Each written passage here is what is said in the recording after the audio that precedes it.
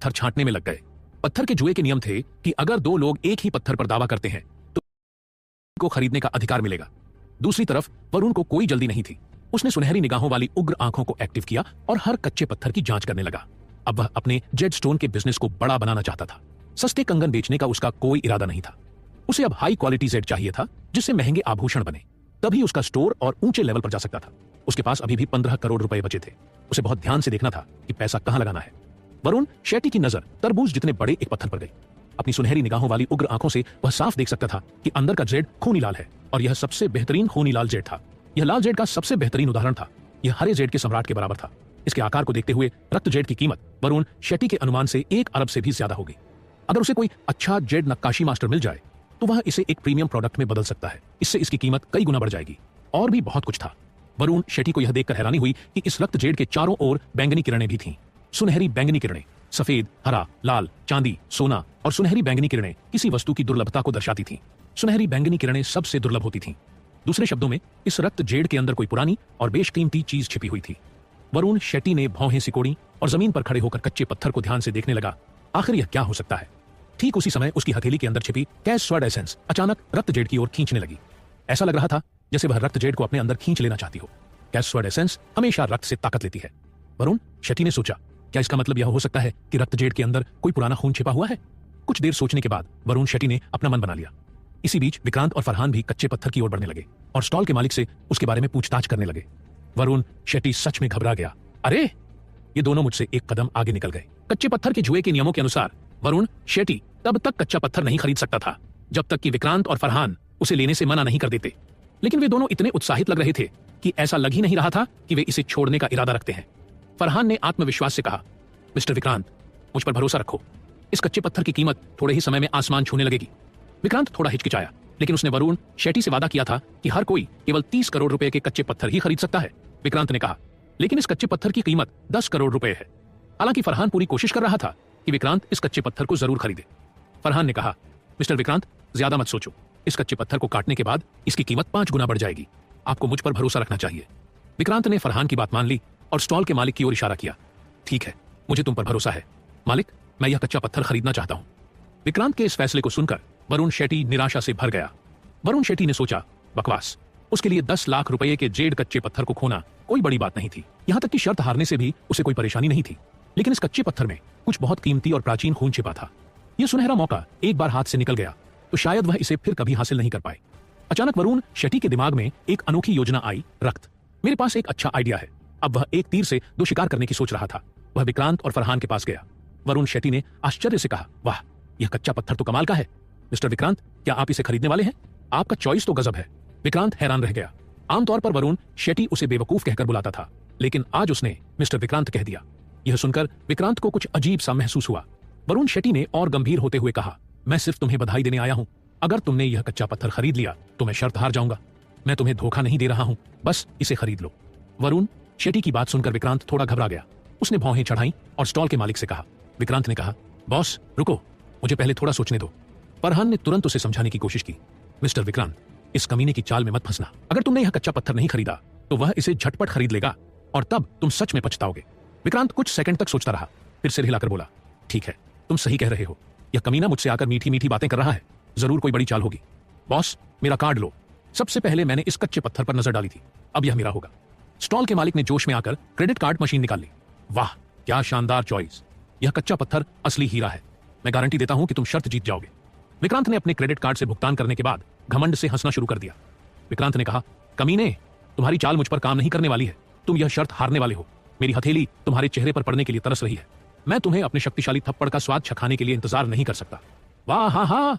वरुण शेट्टी ने नकली निराश चेहरा बनाया और दयनीय भाव से कहा, आह मिस्टर विक्रांत, आप बहुत होशियार हैं। मैं आपको धोखा नहीं दे सकता। आपने इस अनमोल बच्चे को खरीद लिया है। क्या मैं इसे छू सकता हूं? विक्रांत खुशी से हंसा और बोला, तुम इसे छूना चाहते हो? हे, जरूर, मैं तुम पर दया करूंगा, क्योंकि तुम यह शर्त हारने वाले हो। तुम्हें इस कीमती कच्चे पत्थर को छूने की मेरी अनुमति चाहिए। वरुण शेट्टी के दिमाग में एक खतरनाक विचार आया। जब वह कच्चे पत्थर की ओर बढ़ा, उसने अपनी हथेली में कैश स्वॉर्ड एसेंस को पहले से तैयार कर रखा था। वरुण शेट्टी की हथेली जैसे ही कच्चे पत्थर से टकराई, कैश स्वॉर्ड एसेंस ने उसके अंदर छिपे प्राचीन रक्त को खाना शुरू कर दिया। थोड़ी ही देर में कच्चे पत्थर के अंदर संग्रहित गोल्डन पर्पल किरणें पूरी तरह से गायब हो गई। यह शक्ति अब पूरी तरह से कैश स्वर्ड एसेंस में शिफ्ट हो चुकी थी। वरुण शेट्टी को कैश स्वर्ड एसेंस वापस पाने पर बहुत खुशी हुई। साथ ही वह इस बात से भी खुश था कि कच्चे पत्थर के अंदर और भी बदलाव हो रहे थे। प्राचीन रक्त इस कच्चे पत्थर का मुख्य तत्व था। अब जब यह गायब हो चुका था तो रक्त जेड की चमक पूरी तरह से खत्म हो गई थी। यह अब काला, फीका और बिल्कुल बेकार हो गया था। इसके अलावा कच्चे पत्थर के अंदर दरारें भी पड़ने लगी थीं। अब यह पूरी तरह से कबाड़ बन चुका था। वरुण शेट्टी ने मुस्कुराते हुए सोचा, दूसरे शब्दों में विक्रांत ने जो कच्चा पत्थर खरीदा था वह अब बिल्कुल बेकार हो गया था। जब वह इसे काटेगा तो वह निश्चित रूप से हताश होकर रोएगा। मेरे पास बहुत हो गया, कमीने, बाद में शर्त हारने के लिए तैयार हो जाओ, मैं तुम्हें अपने ताकतवर थप्पड़ का स्वाद चखाऊंगा। वह मुस्कुराया, पलटा और उनसे दूर चला गया। विक्रांत ने जोर से चिल्लाते हुए कहा, बेवकूफ, तुम्हें इतना घमंडी होने का कोई हक नहीं है। मेरे पास यह दुर्लभ कच्चा पत्थर है, तुम्हारे लिए यह शर्त जीतना असंभव है। फरहान ने विनम्रता से कहा, मिस्टर विक्रांत, शांत हो जाओ, मुझे और छिपे हुए रत्न खोजने में तुम्हारी मदद करने दो। मैं यह सुनिश्चित करूंगा कि हम उस लड़के को बुरी तरह हराएं। विक्रांत ने सिर हिलाया, ठीक है, चलो चलते हैं। उसके बाद विक्रांत और फरहान ने 7 कच्चे पत्थर खरीदने के लिए 20 करोड़ और खर्च कर दिए। कुल मिलाकर उन्होंने 8 कच्चे पत्थर खरीदने के लिए 30 करोड़ खर्च किए थे।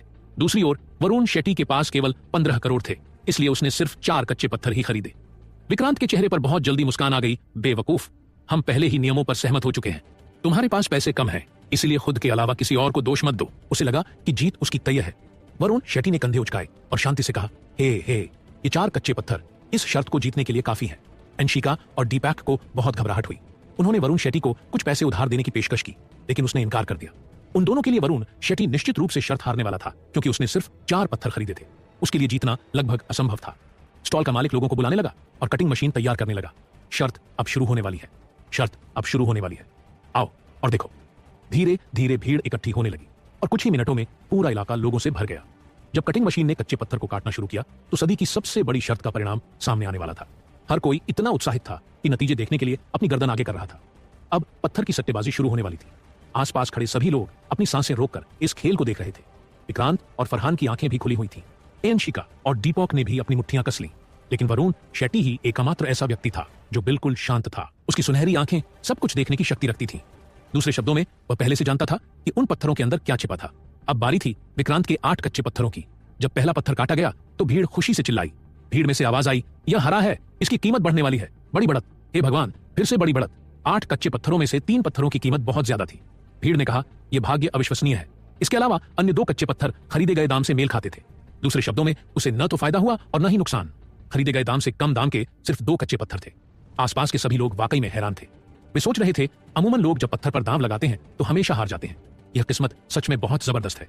अंशिका और दीपक वरुण शेट्टी के लिए चिंता महसूस कर रहे थे। फरहान लगातार विक्रांत की खुशामद कर रहा था। हाँ, मिस्टर विक्रांत, आज आपकी किस्मत कमाल की है।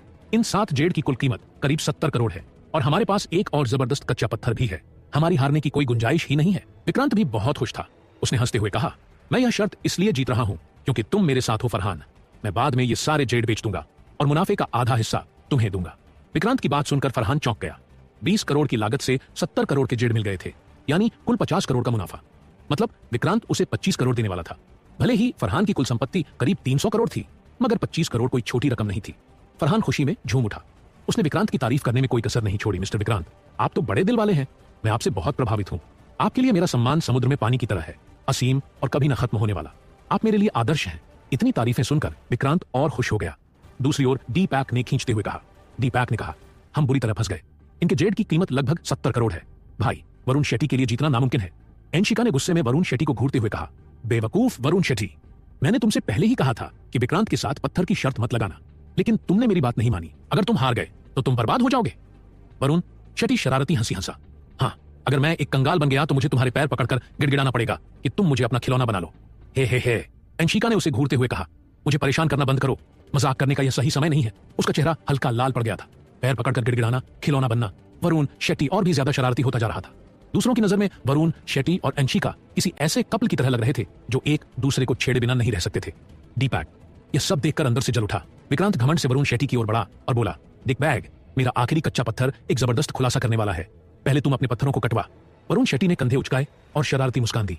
ठीक है, जब तुम इतनी जिद कर रहे हो तो मैं तुम्हारी यह इच्छा भी पूरी कर देता हूं। इसके बाद वरुण शेट्टी ने अपना पत्थर कटवाने के लिए बाहर भेज दिया। भीड़ पागल हो गई। बड़ी बढ़ोतरी, फिर से बड़ी बढ़ोतरी, अभी भी बड़ी बढ़ोतरी। हे भगवान, लगातार 4 बड़ी बढ़ोतरी। नतीजा सामने आते ही भीड़ की चीखें विक्रांत के पत्थरों के खुलासे से 10 गुना ज्यादा थीं। भीड़ ने कहा, हे भगवान, क्या मैं सपना देख रहा हूं? 4 लगातार बड़ी बढ़ोतरी, ऐसा होना लॉटरी जीतने से भी मुश्किल है। वरुण शेट्टी की किस्मत देखकर अंशिका का मुंह खुला का खुला रह गया। वह कुछ देर तक वरुण शेट्टी को बस देखती रह गई। वरुण शेट्टी बहुत खुश था। हाँ, मैंने तुमसे पहले ही कहा था कि मेरी किस्मत जबरदस्त है। अब यकीन हुआ? उसने अंशिका की नाक हल्के से छू दी। अंशिका ने धीरे से कहा, अब मुझे तुम पर यकीन है। उसकी बड़ी बड़ी खूबसूरत आंखों में हैरानी और उत्सुकता थी। वह बहुत प्यारी लग रही थी। फरहान दंग रह गया। यह कैसे हो सकता है? मैंने अपनी पूरी जिंदगी में ढेरों पत्थरों पर दांव लगाया है, मगर ऐसा नजारा कभी नहीं देखा। इस लड़के की किस्मत सच में गजब की है। वह खुद की किस्मत पर शक करने लगा। विक्रांत घबरा गया था। अब क्या करे? उसके जेड की कीमत कितनी होगी? वह किसी भी हालत में हारना नहीं चाहता था। शर्त के तय नियमों के मुताबिक हारने वाले को अपने सारे जेड जीतने वाले को देने होते थे, और इसके अलावा जीतने वाले को हारने वाले को 10 थप्पड़ मारने का मौका मिलता था। भाई वरुण शेट्टी के पास बहुत ताकत थी। आमतौर पर वह अपने लक्ष्य के प्रति कोई दया नहीं दिखाता था। इससे कोई फर्क नहीं पड़ता था कि लक्ष्य बच्चे, महिला या पुरुष थे। आगे की कहानी जानने के लिए सुनिए कहानी का अगला एपिसोड। वरुण शेट्टी ने ठंडे स्वर में कहा, अगर तुम जाना चाहते हो तो तुम्हें एक काम करना होगा। अपने चेहरे पर 10 बार थप्पड़ मारना होगा, तब मैं तुम्हें जाने दूंगा। धमाका धमाका धमाका। रेड बुल बॉस ने बिना कोई बहस किए तुरंत अपना हाथ उठाया और खुद को थप्पड़ मारने लगा। वह वरुण शेट्टी की ताकत को जानता था। व्यक्ति को थप्पड़ मारने के लिए अपनी पूरी ताकत लगा देता था। विक्रांत ने 1 से ज्यादा बार वरुण शेट्टी के थप्पड़ खाए थे। इस तरह से उसे वरुण शेट्टी के थप्पड़ से डर लगने लगा था। अगर वरुण शेट्टी ने उसे लगातार 10 थप्पड़ मारे तो उसकी जान भी जा सकती थी। बस वरुण शेट्टी का गुस्सा शांत हो जाए, इसके लिए वह कुछ भी करने को तैयार था। फरहान ने खुद को संभाला और कहा, चिंता मत करो मिस्टर विक्रांत, उन 4 जेड की कीमत लगभग 80 करोड़ है। यह मत भूलो कि हमारे पास अभी भी एक जबरदस्त कच्चा पत्थर है। जब यह पत्थर काटा जाएगा तो वह जमीन पर बिखर जाएगा। विक्रांत ने आदेश दिया, बिल्कुल सही, मैं तो भूल ही गया था कि हमारे पास एक महाकाव्य कच्चा पत्थर है। जल्दी करो, पत्थर को काटो। इसके बाद कर्मचारियों ने रुपए लाख रुपए के कच्चे पत्थर को काटने के लिए उठाया। विक्रांत ने अपनी हथेलियां रगड़ी और वरुण शेट्टी की तरफ बढ़ा। हाँ, बेवकूफ, अब हार मान लो। वरुण शेट्टी हंसा। उसे शुरू से ही सब पता था, मगर वह एक नौसिखिए की तरह व्यवहार कर रहा था, जिसे पत्थर की सट्टेबाजी के बारे में कुछ भी नहीं आता। मैं क्यों हार मानूं?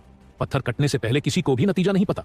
फरहान भी वरुण शेट्टी के पास गया और ठंडी हंसी में बोला, बस हार मान लो, मैंने खुद यह कच्चा पत्थर चुना है। इसकी कीमत कम से कम 5 गुना बढ़ेगी। तुम इस शर्त में जरूर हारोगे। वरुण शेट्टी ने शरारत से पूछा, ठीक है, तुम्हें कैसे पता कि यह 5 गुना बढ़ेगा? क्या तुम्हारे पास एक्सरे आंखें हैं? फरहान ने घमंड से हंसना शुरू कर दिया। नहीं, मुझे नहीं दिखता, लेकिन तुम्हें भी नहीं दिखता। फिर भी मुझे पत्थर की सट्टेबाजी का 10 साल से ज्यादा का अनुभव है। इसमें किस्मत नहीं, हुनर काम आता है। अगर तुम्हें लगता है कि तुम सिर्फ किस्मत के भरोसे यह शर्त जीत सकते हो तो तुम सपना देख रहे हो। हाँ, वरुण शेट्टी ने सपाट चेहरा बनाए रखा और सोचा, क्या तुम वाकई सोचते हो कि मैं यह मान लूंगा कि मेरे पास पारदर्शी आंखें नहीं हैं? बेवकूफ, मेरे गोल्डन गेज फायरी आईज के आगे तुम्हारा सारा अनुभव कचरे के बराबर है। विक्रांत के लिए वरुण शेट्टी के दिमाग में क्या चल रहा था यह जानना नामुमकिन था। फरहान की बातें सुनकर विक्रांत बहुत खुश हुआ। विक्रांत ने जोश में अपनी मुट्ठी पर हथेली रगड़ी और बोला, बेवकूफ, मैंने तुमसे बहुत थप्पड़ खाए हैं। अब समय आ गया है कि मैं अपना बदला लूं। अगर मैं आज तुम्हारे चेहरे पर थप्पड़ नहीं मार पाया तो मैं अपना नाम बदल लूंगा। वरुण शेट्टी ने विक्रांत को घूरा और अंदर ही अंदर ठंडी हंसी हंसने लगा। आज कौन किसे थप्पड़ मारेगा ये बहुत जल्दी साफ हो जाएगा। जेड कट्टर चिल्लाया, खोलो खोलो, ये खून जैसा लाल है, ये उच्च श्रेणी का रक्त जेड है। विक्रांत और फरहान के चेहरे खुशी से खेल उठे, लेकिन अगले ही पल वे दोनों हैरान रह गए। विशेषज्ञ ने चौंकते हुए कहा, यह रक्त जेड कैसे टूट गया? यह किसी बेकार टुकड़े से अलग नहीं दिखता। जेड के टूटे हुए टुकड़े देख विक्रांत और फरहान लगभग जमीन पर गिर पड़े। जब उन्होंने सुना कि उनका खरीदा हुआ कच्चा पत्थर सिर्फ कबाड़ निकला तो वे हतप्रभ रह गए। उन्होंने इसे खरीदने में 10 करोड़ खर्च किए थे। वे असल में इस पत्थर से वरुण शेट्टी को हराना चाहते थे। विक्रांत गुस्से से चिल्लाया, लेकिन अब ध्यान से देखो, यह कबाड़ नहीं हो सकता। रक्त जेड के सारे टूटे हुए छोटे टुकड़े पत्थर से बाहर गिरने लगे, जैसे फूटे हुए घड़े से चावल गिरते हैं। ज्यादातर टुकड़े इतने छोटे थे कि उनसे कोई भी ठीक ठाक जेड उत्पाद नहीं बनाया जा सकता था। जो बड़े टुकड़े थे वे भी दरारों से भरे हुए थे। आसपास के सभी लोग देख चुके थे कि यह सिर्फ बेकार कबाड़ का ढेर था। यहां तक कि खून का जेड भी अब अपनी सारी कीमत खो चुका था।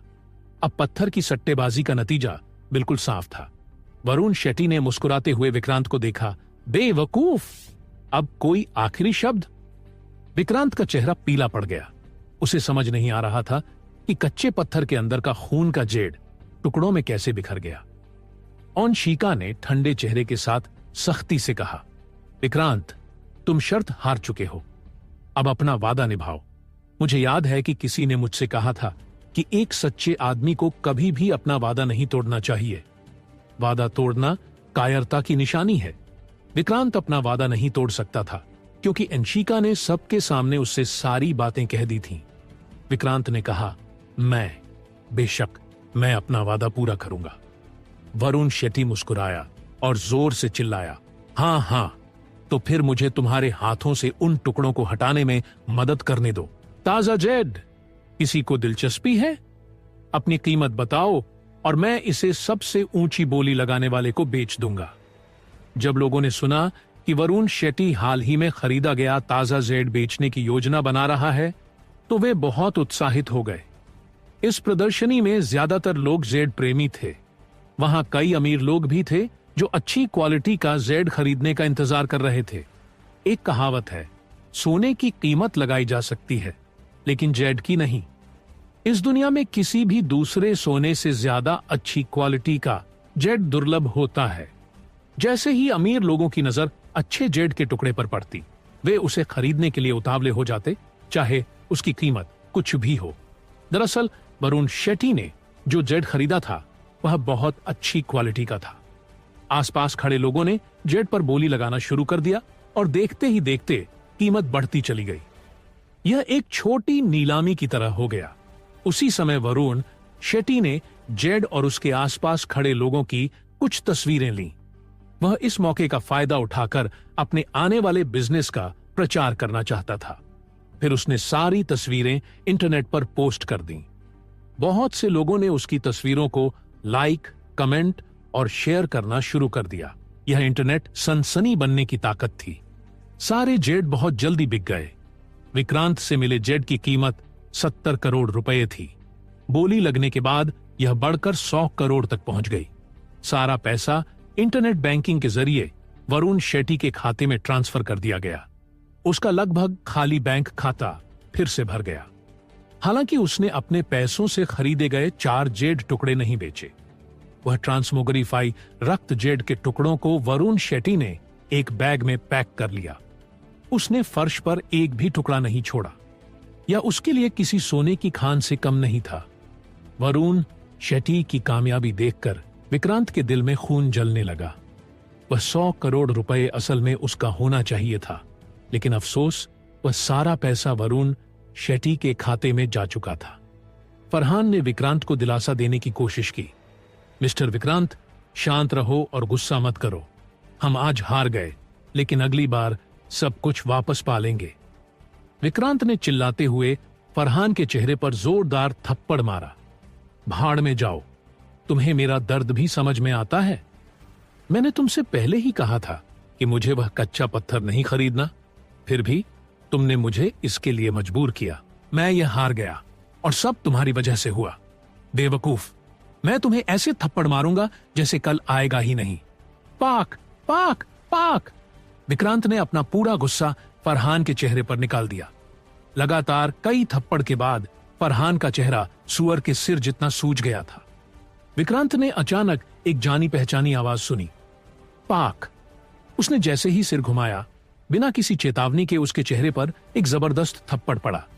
यह ताकत, यह झटका, यह जरूर वरुण शेट्टी के कुख्यात थप्पड़ का कमाल था। सिर्फ वही लोग जानते थे जिन्होंने पहले उसके थप्पड़ का स्वाद चखा था कि वे कितने दर्दनाक होते हैं। विक्रांत दर्द से कराह उठा और वहीं खड़े खड़े घूम गया। आउच! पाक पाक पाक। वरुण शेट्टी ने उसके जमीन पर गिरने का इंतजार भी नहीं किया। वह बिना रुके थप्पड़ पर थप्पड़ मारे जा रहा था। विक्रांत तब किसी बेकाबू घूमते हुए लट्टू जैसा लग रहा था। 10 थप्पड़, न ज्यादा न कम। वरुण शेट्टी ने संतुष्ट होकर अपने हाथ झाड़े और कहा, 10 थप्पड़, मैंने अपना सारा जेड जीत लिया है। फिर वह अंशिका और दीपक के साथ प्रदर्शनी से बाहर निकल गया। विक्रांत ने अपने सूजे हुए गालों को पकड़ रखा था और उसकी आंखों से आंसू निकल रहे थे। सू हो, सू हो, सू हो, मेरा चेहरा। वह गुस्से, दर्द और अपमान से कांप रहा था। तभी जब लोगों ने वरुण शेट्टी को जाते हुए देखा तो वे चिल्लाने लगे। एक व्यक्ति ने चिल्लाकर कहा, अरे भाई, तुम्हें अपने 4 जेड टुकड़े बेच देने चाहिए। हम सब खरीदने के लिए इंतजार कर रहे हैं। वरुण शेट्टी ने मुस्कुराते हुए जोर से कहा, मैं अभी जेड के इन 4 टुकड़ों को बेचने की योजना नहीं बना रहा हूं। यदि आप इन जेड माल को खरीदने में रुचि रखते हैं तो 1 हफ्ते के अंदर मेरी वरुण शेट्टी आभूषण की दुकान पर आइए। आप जितना चाहें उतना जेड खरीद सकते हैं। इसके अलावा मैं जेड से बनी बहुत सी शानदार कलाकृतियां भी बेचूंगा। आप लोग मेरी दुकान में खरीदारी करके बहुत अच्छा समय बिताएंगे। भीड़ में चर्चा शुरू हो गई। एक व्यक्ति ने पूछा, वरुण, आभूषण की दुकान? मैंने इसके बारे में पहले कभी नहीं सुना। क्या यह कोई नई खुली दुकान है? पता क्या है? यहां जेड से बनी बेहतरीन चीजें बिक रही हैं। मैं तो जरूर आऊंगा। अभी पता बताओ। लोग बहुत उत्साहित हो गए थे। वे सब वरुण शेट्टी की ज्वेलरी की दुकान का पता जानना चाहते थे। वरुण शेट्टी ने खुशी से हंसते हुए कहा, यह मेरी नई ज्वेलरी की दुकान है। इसका पता वही है जहां पहले कपूर ज्वेलरी की दुकान हुआ करती थी। मैं एक हफ्ते के अंदर अपनी दुकान का ग्रैंड ओपनिंग सेरेमनी करने वाला हूं। जब भी मेरी दुकान से जेड खरीदो, मेरा नाम लेना, तुम्हें सीधा 20% की छूट मिलेगी। लोग जोश में आ गए। वाह, ये तो कमाल है, हम जरूर आएंगे। वरुण शेट्टी ने निर्देश दिया, याद रखना, पेमेंट करते वक्त मेरा नाम बोलना, तभी डिस्काउंट मिलेगा। एक अन्य ने कहा, ठीक है, तुम हमसे वहां मिलने की उम्मीद कर सकते हो। जोश और उत्साह के बाद लोग धीरे धीरे वहां से जाने लगे, लेकिन वे सभी वरुण शेट्टी की बातों को अच्छे से याद रख चुके थे। वरुण शेट्टी खुशी से हंसा, हाँ, मैंने जेड बेचते समय अपनी दुकान का फ्री में प्रचार भी कर लिया। मैं तो बहुत स्मार्ट हूं। अचानक किसी ने उसके हाथ पर हल्के से चुटकी काटी। अंशिका ने मजाकिया अंदाज में कहा, बेवकूफ, तुमने अपनी ज्वेलरी शॉप का नाम मौर्य क्यों रखा? मुझसे पूछे बिना ही अपनी मर्जी से नाम रख दिया। वरुण शेट्टी ने मुस्कुराते हुए कहा, हाँ, मैंने कल रात आसमान की तरफ देखा और तभी मुझे लगा कि मौर्य नाम मेरी दुकान के लिए बहुत वरुण शेट्टी रहेगा। तुम्हारी इजाजत लेने का समय ही नहीं मिला। अंशिका ने शक भरी नजरों से पूछा, मौर्य, क्या यह नाम सच में दुकान के लिए शुभ रहेगा? उसे अच्छी तरह पता था कि वरुण शेट्टी कोई आम इंसान नहीं था। वरुण शेट्टी ने आत्मविश्वास से कहा, बिल्कुल, वरुण शेट्टी और मौर्य, ये दो शब्द एक दूसरे के लिए ही बने हैं। जब ये साथ होते हैं तो भाग्य और तरक्की खुद ब खुद कदम चूमती है। नताशा शर्मा गई। अंशिका ने फुसफुसाते हुए कहा, हूं, मैं तो तुम्हारे साथ हूं ही नहीं। उसका चेहरा हल्का सा लाल हो गया। फिर वह वरुण शेट्टी के पास गई। अंशिका ने धीरे से बोला, अगर तुम मेरे पापा के हाथों पिटना नहीं चाहते तो इस तरह के मजाक मत करो। वरुण शेट्टी की भौहें सिकुड़ी। वह अंशिका के पास गया। वरुण शेट्टी ने धीरे से बोला, मुझे जरा भी डर नहीं लग रहा। उससे पहले कि तुम्हारे पापा मुझे मार डालें, मैं तुम्हें अपने साथ लेकर भाग जाऊंगा। फिर देखते हैं कौन ज्यादा तेज है। अंशिका ने हल्के से उसकी बाह पर चुटकी काटी। इतना फ्लर्ट न करो, तुम्हें यह सब बंद कर देना चाहिए, वरना मैं तुमसे फिर कभी नहीं मिल पाऊंगी। मैंने पापा से पहले ही वादा कर दिया है कि हम सिर्फ दोस्त रहेंगे, बस। वरुण शेट्टी ने हल्की मुस्कान के साथ कहा, सच में? ठीक है, मैं रुक जाता हूं। मैं तुम्हें मुश्किल में नहीं डालना चाहता, लेकिन तुम्हें मुझसे मिलने के लिए ज्यादा बार आना होगा। ठीक है। अंशिका हल्के से शर्मा गई और तेजी से मुड़ गई। यह कब से चल रहा है? मुझे अपनी बात दोहराने पर मजबूर मत करो। उनकी खुशनुमा बातचीत देखकर दीपक को ईर्ष्या और दुख का एहसास हुआ, जो उसके दिल में चुभ गया। उसे कैंपस में छोड़ने के बाद वरुण शेट्टी जल्दी से ज्वेलरी स्टोर की तरफ बढ़ा। जैसे ही वह स्टोर के गेट पर पहुंचा, फैजान उसका स्वागत करने के लिए बाहर आया। फैजान ने हैरान होकर पूछा, भाई, हमने आज शाम को आपके जेड स्क्रैप का ऑर्डर यहां डिलीवर कर दिया, लेकिन आपने इतने सारे स्क्रैप क्यों मंगवाए? ये सब बेकार है और हमारी दुकान में जगह भी खत्म हो रही है। पूरी दुकान जेड स्क्रैप और छोटे बड़े बैगों से भरी हुई थी। इन्हें विक्रांत के नौकरों ने डिलीवर किया था। वरुण शेट्टी मुस्कुराया, तुम मेरी योजनाओं के बारे में क्या जानती हो? यह कोई रद्दी सामान नहीं है, ये सब पैसों के ढेर है। उसने पास के बैग से मुट्ठी भर टूटे हुए जेड के टुकड़े निकाले।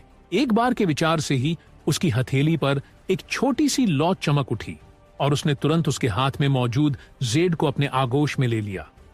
वरुण शेट्टी ने मन ही मन कल्पना की, यह ट्रांसमोग्रीफाई। वह जेड को जिस रूप में देखना चाहता था वैसा सोचने लगा। लाल गर्म पिघला हुआ जेड हिलने लगा। बस कुछ ही मिनटों में एक खूबसूरत जेड की चूड़ी बनकर तैयार हो गई। फैजान वरुण शेट्टी की इस क्षमता को देखकर हैरान थी। क्या बकवास है, जेड के टुकड़ों को पिघलाकर चूड़ियों में बदलना? यह तो मेरी समझ से बाहर है। यह किस तरह का जादू है? आप जेड को पिघलाकर सोने जैसा नहीं बना सकते। भाई, क्या आप कोई अल्केमिस्ट हैं या कुछ और? फिर वह चौंक गई, क्योंकि उसे अचानक याद आया कि स्टोर में अब भी कितने बैग भरे पड़े हैं। अचानक एहसास होने पर उसकी आंखें लगभग बाहर निकल आईं। ये कभी बेकार दिखने वाले जेड के टुकड़े, जैसा कि वरुण शेट्टी ने कहा था, अब सच में पैसों के ढेर थे। वरुण शेट्टी हंसा, अल्केमिस्ट। उसने स्क्रैप के बैगों की तरफ इशारा करते हुए पूछा, अच्छा, क्योंकि तुम इस बिजनेस के बारे में थोड़ी बहुत जानकारी रखती हो तो मुझे एक अंदाजा दो। तुम्हें क्या लगता है इनकी कीमत कितनी होगी? पहले एक कुख्यात डाकू होने के कारण फैजान को इस तरह के गहनों के मौजूदा बाजार मूल्य की अच्छी समझ थी। उसने वरुण शेट्टी द्वारा अभी अभी बनाई गई चूड़ी को उठाया और ध्यान से देखा। फैजान ने जवाब दिया, ठीक है, इस्तेमाल किया गया मटेरियल बहुत बेहतरीन नहीं है, लेकिन मैं कहूंगी कि यह 5 से 10 हजार में आराम से बिक सकती है। वरुण शेट्टी की आंखों में पैसे के चिन्ह चमक उठे। क्या सच में? इन सारे कचरे के बैगों को देखो। अगर मैं इन सभी को इस तरह की चीजों में बदल दूं तो यह कुछ अरब रुपए बन जाएगा। फैजान ने सिर हिलाया, बिल्कुल सही, लेकिन भाई, अगर तुम इन्हें एक एक करके बनाओगे तो इसमें बहुत समय लगेगा। आगे की कहानी जानने के लिए सुनिए कहानी का अगला एपिसोड। वरुण शेट्टी ने फैजान की बात सुनी और सोच में पड़ गया। वह सही कह रही थी। इन सारे स्क्रैप को आभूषणों में बदलना भले ही फायदेमंद हो, लेकिन इसमें बहुत समय भी लगेगा। वरुण शेट्टी ने सोचा, इस बारे में मैं कुछ नहीं कर सकता। अभी तो ऐसा लग रहा है कि मैं एक बार में बस एक ही बना सकता हूं। फिलहाल मुझे कम से कम अगले हफ्ते दुकान के उद्घाटन के लिए जरूरी सामान तैयार करना होगा। वरुण शेट्टी ने लंबी सांस भरी और कहा, ऐसा लगता है कि मैं अगले कुछ दिनों तक बस यही करता रहूंगा। शायद मुझे अपना ट्रेनिंग भी रोकना पड़े। डिंग। ठीक उसी समय उसे एक मैसेज मिला। लिटिल निंजा ने लिखा था। लिटिल निंजा ने पूछा, हाय गॉड, वरुण शेट्टी, क्या मैं आपसे बात कर सकती हूं? मैसेज के साथ 3 क्यूट इमोजी थे। वरुण शेट्टी ने मुस्कुराते हुए सोचा, यह नटखट बच्चा मुझे क्यों ढूंढ रहा है। उसने गौर किया कि हर बार जब वह ग्रुप में चैट करता, लिटिल निंजा सबसे पहले जवाब देती थी। वरुण शेट्टी ने सोचा, वाह, गॉड, वरुण शेट्टी ऑनलाइन है। वह एक छोटे से पागल बच्चे की तरह थी जो हमेशा उसके पीछे पीछे घूमती रहती थी। हालांकि वरुण शेट्टी को वह परेशान करने वाली नहीं बल्कि प्यारी लगती थी। वरुण शेट्टी ने जवाब दिया, लिटिल निंजा, मैं आपकी क्या मदद कर सकता हूं? लिटिल निंजा ने कहा, दरअसल आप हमेशा यहां लाल पैकेट लेते हैं, लेकिन आपने आज से पहले कभी किसी को नहीं दिए। समूह के बाकी सदस्य इस बात से खुश नहीं है, इसीलिए उन्होंने मुझे आपसे कुछ लाल लिफाफे मांगने के लिए भेजा है। मैसेज के साथ एक अजीब इमोजी था। वरुण शेट्टी ने पूछा, क्या वे मुझसे खुश नहीं हैं? अच्छा, तो फिर किसी ने मुझे इसके बारे में क्यों नहीं बताया? मैसेज के साथ 3 उत्सुक इमोजी थे। लिटिल निंजा ने बताया, ऐसा इसलिए है क्योंकि प्राइम तुम्हारा शिफू है और कोई भी उसे अपमानित करने की हिम्मत नहीं करता। लेकिन सच तो यह है कि हर कोई चुपके से तुम्हें कंजूस भगवान कहता है। उफ। वरुण शेट्टी ने जब यह पढ़ा तो उसे मुंह से खून की उल्टी होने जैसी फीलिंग आई, लेकिन वह इस पर बहस नहीं कर सकता था। वह पहले दिन से ही ग्रुप में शामिल था और सिर्फ ले रहा था, कुछ दे नहीं रहा था। जितना भी वह हो, इस तरह का स्वार्थी व्यवहार उसके खुद के स्टैंडर्ड के हिसाब से भी गलत था। वरुण शेट्टी ने कहा, आप लोगों ने गलत समझा। ऐसा नहीं है कि मैं कुछ भी वापस देने की योजना नहीं बना रहा था। मैं बस व्यस्त था और यह मेरे दिमाग से निकल गया। मुझे 1 सेकंड दो, मैं जाकर कुछ तैयार करता हूं, फिर बहुत जल्द ही ग्रुप में लाल पैकेट की बौछार करूंगा। लिटिल निंजा ने कहा, सच में? यह बहुत बढ़िया है, मैं अभी सबको बता दूंगी। हम आपके लाल पैकेट का बेसब्री से इंतजार करेंगे। वरुण शेट्टी ने अपना फोन रखा और जल्दी से स्टोर से बाहर निकल गया। चूंकि स्टोर शहर के बीचों बीच था, इसलिए आसपास कुछ बड़े सुपरमार्केट थे। वह सबसे नजदीकी सुपरमार्केट की ओर बढ़ा। वरुण शेट्टी ने मन में सोचते हुए कहा, हूं ये प्यारे मूर्ख देवता मुझे कंजूस कहने की हिम्मत कैसे कर सकते हैं। मैं उन्हें दिखा दूंगा। मैं उन्हें इतना बड़ा तोहफा भेजने वाला हूं कि सबके लिए नहीं तो कम से कम ज्यादातर के लिए तो काफी होगा। सुपरमार्केट में घुसते हुए वरुण शेट्टी गलियारों से गुजरता गया। वरुण शेट्टी ने सोचा, मुझे उनके लिए क्या लेना चाहिए? नहीं, इस बार मसालेदार स्टिक नहीं, सब्जियां और फल भी काम नहीं आएंगे। मुझे यह भी देखना होगा कि लिटिल निंजा ही मेरी मैसेंजर है। कुछ देर देखने के बाद वरुण शेट्टी की नजर एक चीज पर पड़ी और उसके चेहरे पर मुस्कान आ गई। वरुण शेट्टी ने सोचा, हाँ यही है। उसने पास खड़े एक शॉपिंग असिस्टेंट को इशारा किया और बोला, माफ करना, मुझे यहां थोड़ी मदद चाहिए। शॉपिंग असिस्टेंट दौड़कर उनके पास आया और विनम्रता से पूछा, नमस्ते मिस्टर, मैं आपकी क्या मदद कर सकता हूं? वरुण शेट्टी ने शेल्फ की ओर इशारा किया और कहा, मैं आपके पास मौजूद सभी हाई कैल्शियम मिल्क पैक खरीदना चाहता हूं। शेल्फ पर रखे और स्टॉक में जितने भी हैं सब चाहिए। उसने चालाकी भरी मुस्कान के साथ यह कहा। शॉपिंग असिस्टेंट वरुण शेट्टी के शब्दों से अचंभित रह गई, लेकिन फिर जल्दी से अपनी मुस्कान को संभालते हुए बोली। शॉपिंग असिस्टेंट ने कहा, ओह, आप इन्हें डेकेयर के लिए खरीद रहे होंगे। प्लीज चारों ओर नजर डालें जब तक मैं आपकी खरीद की प्रक्रिया पूरी करती हूं सर। वरुण शेट्टी ने लगभग हंसते हुए सोचा, डेकेयर? रेड पैकेट ग्रुप के सदस्य या तो देवता, भूत या राक्षस थे, इसे डेकेयर कहना? वरुण शेट्टी ने सोचा कि अगर उन्हें इस बारे में पता चला तो उनके चेहरे कैसे बन जाएंगे। 300 से अधिक डिब्बों की बड़ी खरीद के कारण वरुण शेट्टी ने सुपरमार्केट से ट्रकों द्वारा स्टोर तक दूध पहुंचाने की व्यवस्था की। साथ ही उसने सामान उतारने में मदद के लिए कुछ मजदूर भी बुलवा लिए। फैजान हैरान थी और पूछा, भाई बस अब तुम क्या कर रहे हो? विशाल आभूषण की दुकान पहले ही जेड स्क्रैप से भरी हुई थी और उनके पास घूमने के लिए मुश्किल से जगह बची थी।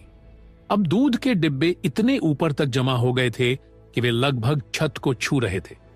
वरुण शेट्टी ने आधे मन से जवाब दिया, ओह, ये उपहार हैं। वह यह नहीं समझा सकता था कि दूध किसके लिए था, लेकिन जैसे ही सुपरमार्केट के कर्मचारी चले गए, उसने सभी दूध के डिब्बों को अपने फोन में ट्रांसफर कर लिया और उन्हें एक एक करके रेड पैकेट्स में बदलकर ग्रुप में भेज दिया। डिंग डिंग डिंग। कुछ ही पलों में उसके फोन पर नोटिफिकेशन की बाढ़ आ गई। ग्रुप के सभी सदस्य लाल पैकेट हथियाने की कोशिश कर रहे थे। वरुण शेट्टी ने लगभग 300 हाई कैल्शियम मिल्क के डिब्बे खरीदे थे, लेकिन वे सब कुछ ही सेकंड में खत्म हो गए। वरुण शेट्टी ने आह भरी और सोचा, ये लोग, इनकी उंगलियां बहुत तेज हैं। कोई आश्चर्य नहीं कि मैं हर बार कोशिश करने पर भी कुछ नहीं पकड़ पाता। फिर ग्रुप के सदस्यों ने प्रतिक्रिया देना शुरू कर दिया। हितेश पांडे ने पूछा, भाई यह क्या है? मैंने इसे पहले कभी क्यों नहीं देखा? बंदर राजा ने कहा, यह एक पेय है बेवकूफ। नुकीली छोर वाली लंबी खोखली छड़ी को इसमें डालो और इसे अपने मुंह से चूसो। बंदर राजा ने पूछा, क्या मैं सही हूं? वरुण शेट्टी ने जवाब दिया, हां भाई, तुम बहुत होशियार हो। अब सब लोग इसे आजमाओ। यह मेरे इलाके की खासियत है। इसका स्वाद मीठा और तीखा होता है, बहुत पौष्टिक और स्वादिष्ट होता है।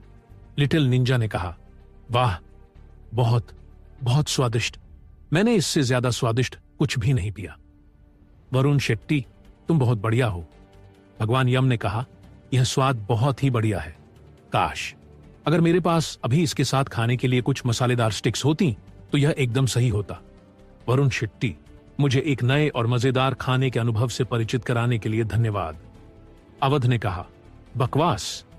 मैंने बहुत कोशिश की लेकिन सिर्फ एक डिब्बा ही छीन पाया, और इससे पहले कि मैं खुद पी पाता, मेरी प्यारी डऊ चांद ने उसे पहले ही ले लिया। लेकिन वह इससे बेहद खुश है। शुक्रिया राघव शर्मा, धन्यवाद। एक अन्य सदस्य ने कहा, ओ महान और होशियार व्यक्ति, यह पेय बिल्कुल आनंददायक है, वाकई बहुत शानदार। मकड़ी दानव ने कहा, धन्यवाद धन्यवाद। वहां दूध के लाल पैकेट भेजने के कुछ ही समय बाद सभी तरह के देवता, भूत और राक्षस फिर से खुश हो गए। वे सभी दूध के स्वाद की तारीफ कर रहे थे और वरुण शेट्टी को धन्यवाद दे रहे थे। आनंद मिश्रा ने कहा, स्वादिष्ट होने के बावजूद मुझे केवल 2 पैक ही मिले। भगवान एयरलांग ने कहा, बकवास, यह सामान बहुत स्वादिष्ट है, लेकिन मैं केवल 3 ही ले पाया। सबसे भाग्यशाली आदमी कौन है? अभी बाहर आओ और हमें कुछ लाल पैकेट वापस दो। चंद्रमा की देवी ने कहा, आज सबसे भाग्यशाली बंदर राजा है।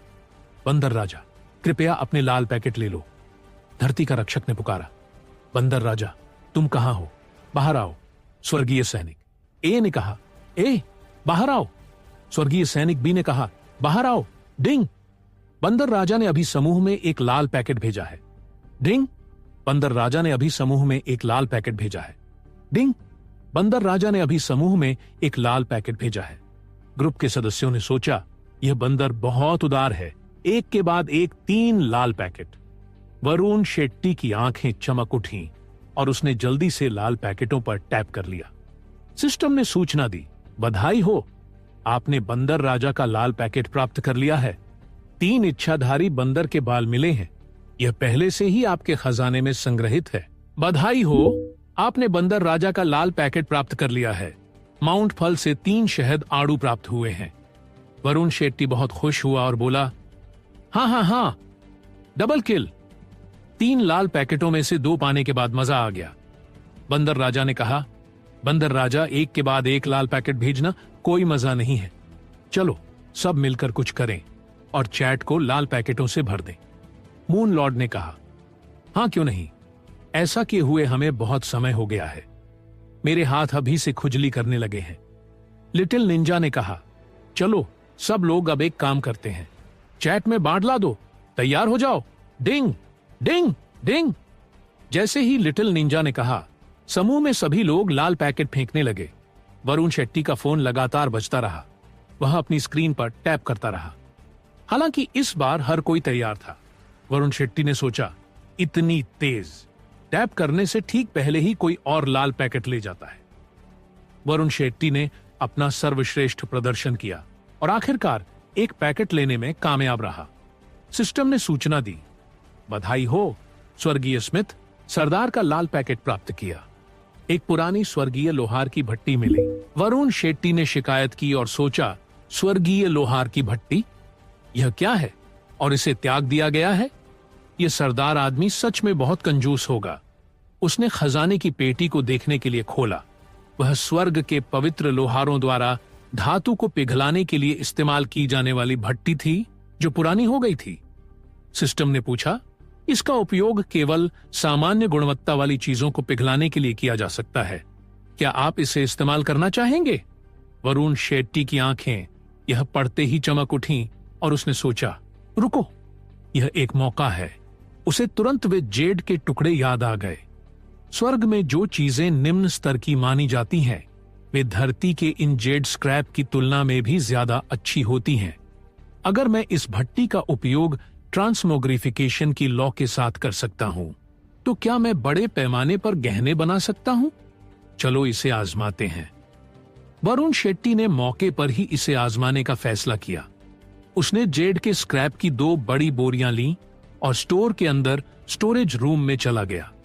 उसने फोन से भट्टी निकाली और उसमें जेड स्क्रैप खाली कर दिए। वरुण शेट्टी ने कहा, यही वह जगह है जहां मैंने लॉ लगाई। उसके हाथ से एक लॉ निकली और जेड स्क्रैप जल उठे। भट्टी अचानक गूंज उठी। वरुण शेट्टी ने पाया, यह सच में एक पवित्र चीज है।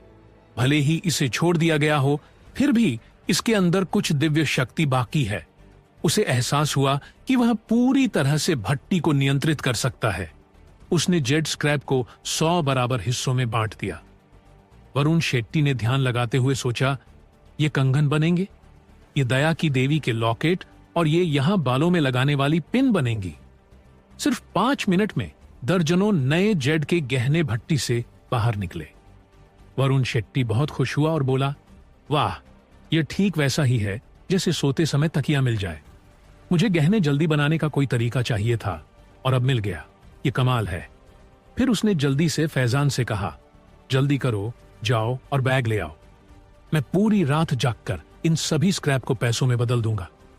फैजान ने गहरी सांस ली और जल्दी से बैग ले आई। अगले 5 घंटों तक वरुण शेट्टी आभूषण बनाता रहा। वह जड़ी बूटियों की दवा से अपनी ऊर्जा भरता रहा। लगभग सभी बैग खत्म हो गए। फैजान उत्साह और आश्चर्य के बीच झूल रही थी और बोली, हे भगवान, इतने सारे गहने स्टॉक में होने के बाद हमें अगले कुछ सालों तक नई सामग्री खरीदने की भी जरूरत नहीं पड़ेगी। अगर हम इन्हें बेच दें तो हम आराम से 300 करोड़ से ज्यादा कमा सकते हैं। वरुण शेट्टी मुस्कुराया और बोला, अच्छा, यह तो बहुत बढ़िया लग रहा है, लेकिन मेरा काम अभी खत्म नहीं हुआ है। उसने कपूर से चुराए गए सभी गहने निकाले और उन्हें भट्टी में डाल दिया। वरुण शेट्टी ने सोचा, इनकी कीमत लगभग 100 करोड़ है। अब हमारे पास कुल मिलाकर 400 करोड़ के गहने हैं। इस बिंदु पर फैजान इतनी बड़ी रकम सुनकर सुन्न पड़ गई। आगे की कहानी जानने के लिए सुनिए कहानी का अगला एपिसोड।